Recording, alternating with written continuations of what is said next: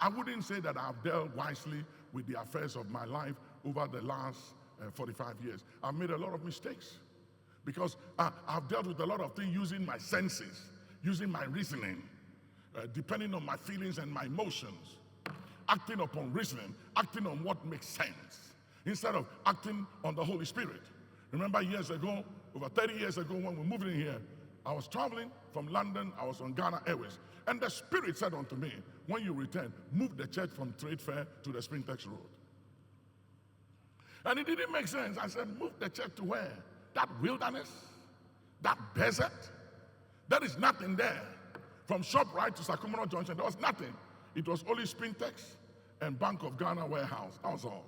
There was nothing here. So I came and I met with the board. And I said, we have to move the church. And they said, to where? And I said, to the Sprintex Road. And he said, they used to call me at that time, Brother Nick. Brother Nick, are you okay? I said, very okay. But that's what the Spirit said. The board resigned. Only one person stuck with me. Everybody else left me.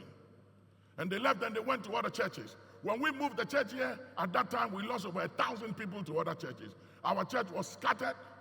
I was so sad, brokenhearted, rejected. I felt so bad. And let me tell you something. If you think that obeying God is simple and easy, it's not true.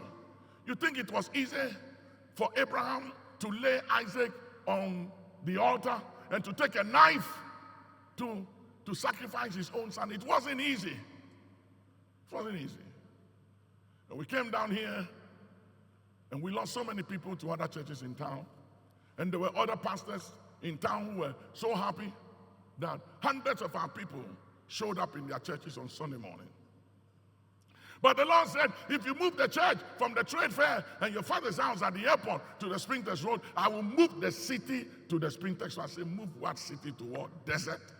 Who wants to come here? When I came here, those lands here were going for nothing. And I was not interested in any land because I was already upset and I was angry and I was sad because I've lost people. A lot of my board members have left me, speaking evil of me, saying all kinds of bad things about me, and I felt very bad. And I said to myself, but how do I go through all of this when I'm trying to obey God? What God are you trying to obey? Which God will tell you to move to a desert like this? But we came. We started worshiping here in tents. And it was muddy. When it rained, it was bad. But there were people who stuck with me. Believe in me when I did not even believe in myself. I didn't know why some people stuck with me. They saw something in me that I didn't see. Because at that time, I felt that I had missed God. I was a failure. I wasn't going anywhere. And I felt like, God, maybe I got to go and find some job or something else to do. And sometimes when I travel to make money, raise money, and bring it to help build the church. I was traveling all over the world. I was going to places I shouldn't have gone. I went to a place in the Philippines called Cagayan de Oro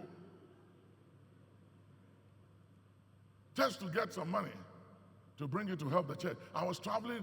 I went to some strange villages and places, North Carolina, some far distant place in California, about Cincinnati. I mean, some strange places. And sometimes I'll be flying with this small jet and it will be moving like this. And I say, Father, remember where I've come from.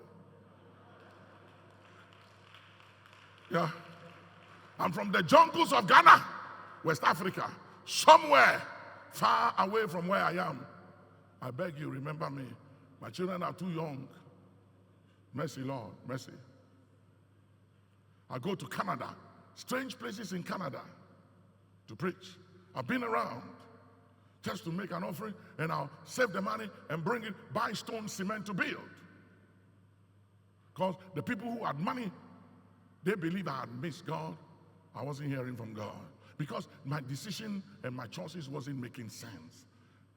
When you subject what I was doing to reasoning, didn't make sense. But the Spirit said, move the church. 6 months after, they appointed a new director for the trade fair. A soldier. As soon as he came, he wrote to all the people using the place, everybody out. Kicked everybody out. 6 months, we were already here. We're already here. We're already worshiping here. Taxis weren't coming here. We had to get we have to rent buses, trotro, to bring our people here and to take them back. And I felt like I missed God, but I knew that that was God speaking. But it didn't make sense. A lot of times, the Spirit speaks to you and I, and we say, oh, something told me, something said, something. It's not something, it's your spirit being illuminated, guiding you by the Holy Spirit, not your feelings. If I depended on my feelings, I wouldn't preach. You know what I feel like doing? I feel like going on a cruise. And that's what I feel. I feel like chilling. I feel like landing on the Atlantic Ocean, going to the Pacific and the Indian Ocean in Cape Town, you know, and just chilling on a boat and just relaxing and having a good time. Yeah, that's what I feel like doing. Okay? But we are led by the Spirit and not by feelings. We are not led by desires and wishes and our imaginations and our dreams. We are led by the Spirit. Shadahala kasata. Malatu kunda vasit. Wolayatu kula hasadi malunta. Valiatunda kasata haya. You know, a great man of faith, Smith Wigglesworth. He goes to a restaurant to eat. When he finishes feeding his body physically, he takes his Bible and he will read the word. One day a friend asked him, why do you do that? He said, what you feed the most grows the most. I've fed my flesh, and it's time to feed my spirit. So whenever you eat, when you finish eating, you must eat the word. You must practice the word. You must feed your spirit. You must make your spirit strong, lest you become anemic spiritually. And it doesn't matter the school you attended, what you inherit in life. Like the prodigal son, he got his share of the inheritance, and he messed it up. It was messed up. Why? Because he was living according to the dictates of his flesh and the soul. He wasn't spiritual. So he lost his inheritance. You can lose your inheritance. You can lose money. You can lose influence. You can lose material wealth and gains and investment. You can lose it all if you depend on your reasoning, on logic, on emotions and philosophy. It's just a matter of time. You realize that none of these things can withstand the challenges of time.